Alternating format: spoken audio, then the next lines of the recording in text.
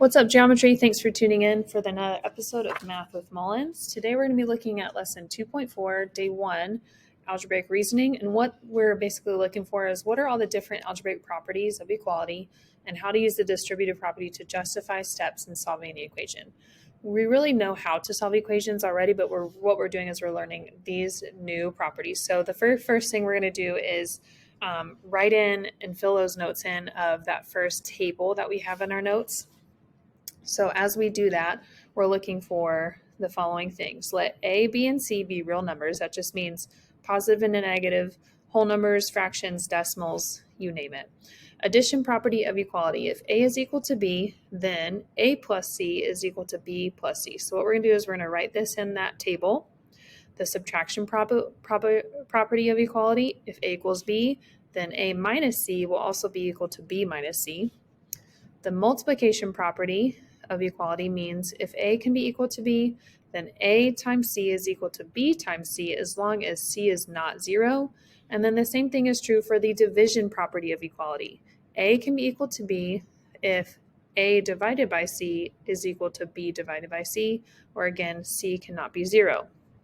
For the substitution property of equality, that just means if A is equal to B, then A can be substituted for B or B for A in any equation or expression. And that's when we want to solve for a certain variable. Sometimes we call that rewriting literal expressions in equations, and we'll see some of that today. If you haven't already, pause the video now to fill out that first part of your notes, and when you're ready to go on, click play. So here we have an example. It says solve 3x plus 2 is equal to 23 minus 4x, and we're going to justify each step. So this first part we're going to call is the given. The next thing we're going to do is we're going to add 4x to both sides. And because I'm adding 4x to both sides, this is the addition property of equality. Okay. When I do that, I'm going to get 7x plus 2 is equal to 23.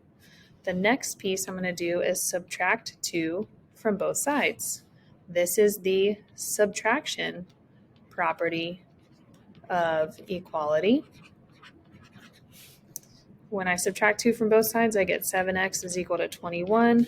And then the last piece, I would be dividing both sides by 7. This is the division property of equality. Okay, so that x is equal to 3. All right, so really you're just understanding what property are you using, and that is how you're justifying each step. Why don't you go ahead and try both of these, justify each step, pause this video here. When you're ready to check it, click play. All right, so let's maybe go ahead and solve this first one, and then we can justify each step. The first thing I'm going to do is add 11 to both sides. So that would give me 6x is equal to, I'm actually going to subtract these, and I'm going to get negative 24. Then I would be dividing both sides by 6, so that x is equal to negative 4. So let's go back and talk about our properties. The first thing we are given is just the given equation, so we need to write given next to it. Then because we added 11, this is the addition prop of equality. Then when we divide it by 6, that is the division property of equality. And then that would be the 3 properties that we used. Okay, for this next one over here, again, we would start with our given. The very first thing we would want to do is add 9 to the right side. This would be the addition property of equality, A, P, E. We get negative 2p is equal to 10p minus 8. We can also subtract 10p from both sides. So this can also be another subtraction property of equality, SPE, to where we get negative 8p is equal to negative 8. And then our final amount, when we are dividing both sides by -8, we get P is equal to 1. Okay, and that would be our division property of equality.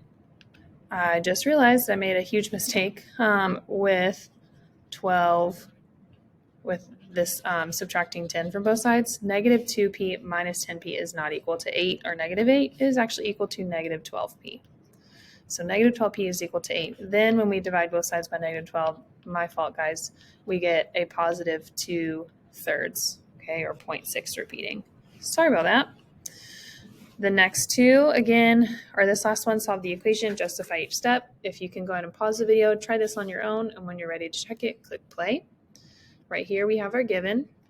The first thing I'm going to do is subtract 39 from both sides.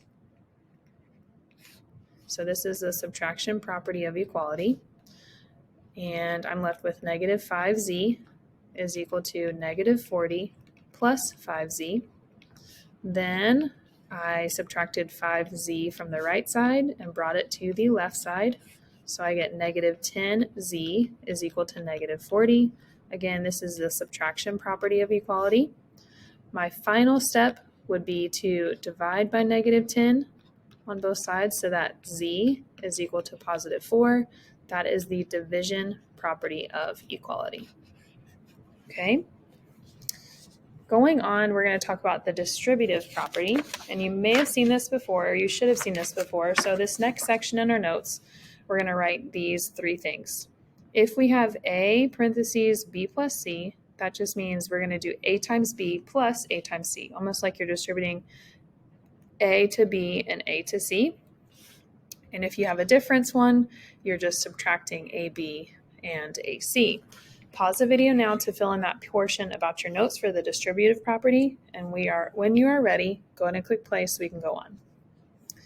All right, solve this equation, justify each step. So again, the very first thing we see, this is our given, but now we're ready to start solving. The very first thing we're going to do is show the distributive property. So I'm going to distribute the -5 to the -7w. That would just mean it's -35w minus -5 times 8 would give you -40 is equal to 30. So that is the distributive property, dist prop, okay? Then I just go back to using the same properties we discussed before. Add 40 to both sides. This is the addition property of equality, APE. We get -35w is equal to 70. And then my final property, I need to divide by -35. This one is the division property of equality. So w is equal to -2. Okay. You get a raise at your part-time job. To write your raise as a percent, you're going to use the formula P parentheses R plus 1 equals N, where P is your previous wage, R is a percent increase as a decimal, and N is your new wage. Solve the formula for R. What is your raise written as a percent when your hourly rate increases from $7.25 to $7.54 per hour? So the very first thing I'm going to do is rewrite this equation given to me. P parentheses R plus 1 close parentheses equals to N. This is where we're going to rewrite this to where we can get what is my R, which is the percent increase. So what I'm going to do is I'm going to solve everything to where R could be by itself. So the very first thing I'm going to do is distribute P to R and 1. So PR plus 1 times P is just P is equal to N. Then I'm going to subtract P from both sides. So now I have PR is equal to N minus P. And then my final step is I need to get R by itself. So I'm going to divide both sides by P so that rate is equal to N minus P divided by P. Okay. Now what I'm going to do is I'm going to plug in those numbers. So N would be your new wage, and P is your previous wage. So my new wage was $7.54 minus my $7.25 divided by P, which again is your previous wage, so divide by 7.25.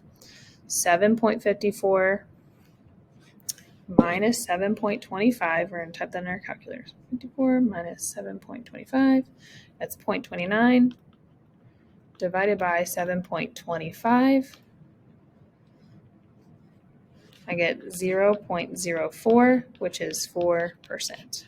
Okay, so this is solving a literal equation where you want to get the letter you're trying to find all by itself. These are going back to the distributive properties. So again, let's try to pause the video here, try it on your own, and when you're ready to check, click play. So first thing we have is our given.